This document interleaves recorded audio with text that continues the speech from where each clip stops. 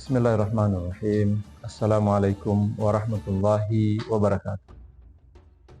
Alhamdulillahilladzi ja'ala ramadhana wa fadailahu. Asyhadu an la ilaha illallah wahdahu la syarika lah. Wa asyhadu anna Muhammadan abduhu wa rasuluh. Allahumma salli ala sayyidina Muhammad wa ala alihi wa man tabi'ahu ila yaumil qiyamah. Amma ba'd. Saudara-saudaraku yang dirahmati Allah Subhanahu wa taala, tahun ini kita akan menjalani saum Ramadan seperti biasa. Ada 3 tujuan yang harus kita capai dalam pelaksanaan saum Ramadan, bulan penuh berkah.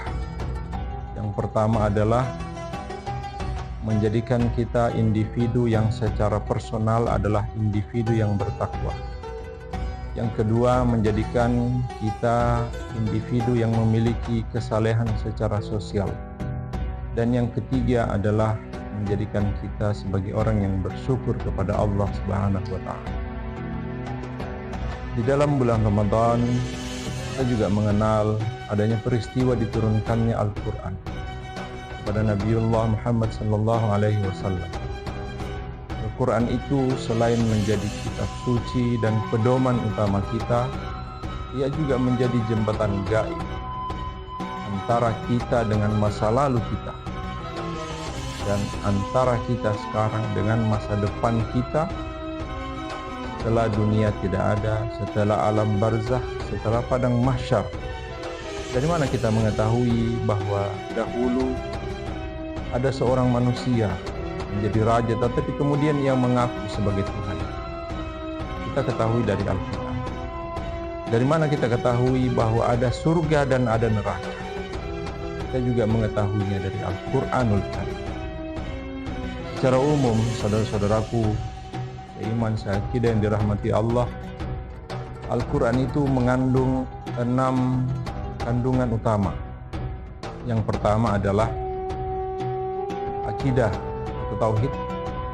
Kandungan yang kedua, Al-Quran itu bercerita tentang ibadah. Yang ketiga, Al-Quran itu bercerita tentang akhlak, mengajarkan kita akhlak yang baik. Yang keempat, kandungan Al-Quran itu tentang sejarah masa lampau. Yang kelima, Al-Quran itu berbicara tentang hukum. Dan yang keenam, Al-Quran itu memberitahukan, menginformasikan kepada kita dasar-dasar sains. Saudara-saudaraku yang dirahmati Allah, pada kesempatan yang singkat ini saya ingin kita membahas tentang salah satu dari 6 kandungan Al-Quran yang tadi kita sebutkan, yaitu Al-Quran itu mengandung hukum yang Allah turunkan kepada kita.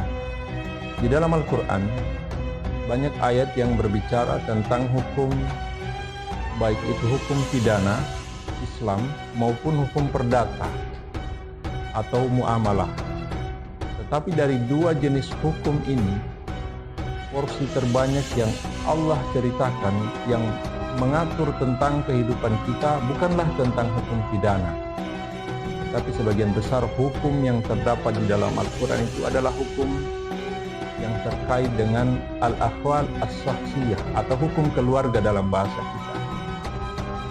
Di dalam surah An-Nur misalnya, Allah menjelaskan hukum tentang hubungan antara orang per orang, siapa yang kemudian menjadi mahramnya, siapa yang boleh ia nikahi, siapa yang tidak boleh ia nikahi. Demikian pula ada ayat di dalam surah An-Nisa yang berbicara tentang hukum keluarga, itu hukum waris. Bahkan secara imperatif hukum waris itu Al-Quran memberitahu siapa-siapa yang menjadi ahli waris beserta bagian-bagian yang ia dapatkan ketika ada pewaris yang wafat atau meninggal dunia. Demikian pentingnya hukum keluarga ini sampai-sampai porsinya itu lebih banyak dibahas di dalam Al-Quran dibandingkan dengan hukum pidana. Kalau dalam pemahaman atau konteks hukum secara global, hukum pidana itu adalah hukum publik. Ada negara yang mengurusnya. berbeda ranahnya dengan hukum privat, hukum pribadi, hukum orang per orang, maka negara tidak mengurus itu. Yang harus mengurusnya adalah orang yang kemudian memiliki kepentingan dengan hukum. Maka mari di momen Ramadan ini, dari 6 kandungan Al-Quran yang tadi sama-sama kita sebutkan, kita perdalam pemahaman kita terkait tentang hukum orang per orang, tentang hukum keluarga. Karena masih banyak di masyarakat kita pemahaman tentang hukum keluarga ini yang seharusnya kita pahami, tetapi kita belum mempelajarinya dengan baik. Bagaimana syarat dan rukun nikah, bagaimana tata cara pernikahan yang baik, bagaimana rumah tangga yang baik. Semua itu diatur oleh Islam, tetapi kemudian banyak dari kita yang mengabaikan hukum itu. Padahal ia sangat mempengaruhi kita, memberikan pengaruh kepada anak kita, kepada cucu kita, ketika kita melakukan hubungan kekeluargaan yang ternyata hubungan itu tidak dilandasi, tidak berdasarkan apa yang diatur oleh Al-Quran. Sekali lagi di bulan Ramadan tahun ini kita gunakan momentum ini selain untuk 3 tujuan Ramadan yang tadi kita sebutkan di awal, yaitu menjadi pribadi yang bertakwa, menjadi memiliki kesalehan sosial, dan yang ketiga menjadi orang yang bersyukur. Kita sama-sama manfaatkan momentum ini untuk sama-sama mempelajari agama yang kita cintai ini. Demikian, wallahu musta'an. Assalamualaikum warahmatullahi wabarakatuh.